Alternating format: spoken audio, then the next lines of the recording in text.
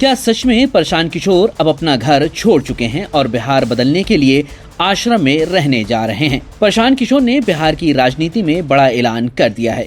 उन्होंने कहा कि अब अगले बिहार विधानसभा चुनाव तक वो अपने घर में नहीं बल्कि जनस्वराज के नए कैंप यानी बिहार नवनिर्माण आश्रम में रहेंगे। अब तक वो पटना के शेखपुरा हाउस में रह रहे थे, लेकिन अब उन्होंने वहां से शिफ्ट होने का फैसला कर लिया है। दरभंगा दौरे के दौरान प्रशांत किशोर ने कहा कि उन्होंने सरकार को 6 महीने का समय दिया था, लेकिन अब वो समय पूरा हो चुका है, इसलिए अब वो घर छोड़कर सीधे कैंप में रहेंगे और वहीं से बिहार में बदलाव का अभियान चलाएंगे। बताया जा रहा है कि जनस्वराज का नया कैंप पटना के अम्हारा इलाके में Indian institute of technology Patna के पास करीब 5 एकड़ जमीन पर तैयार किया जा रहा है। यहाँ एक साथ करीब 2000 लोगों के रहने की व्यवस्था होगी। जनस्वराज के नेताओं के मुताबिक ये जमीन स्थानीय लोगों ने सहयोग के रूप में दी है। इसी कैंप से जनस्वराज की सभी राजनीतिक और सामाजिक गतिविधियां चलाई जाएंगी। सबसे खास बात यह है कि यहाँ करीब 1 लाख लोगों को ट्रेनिंग देने की योजना बनाई गई है और इसे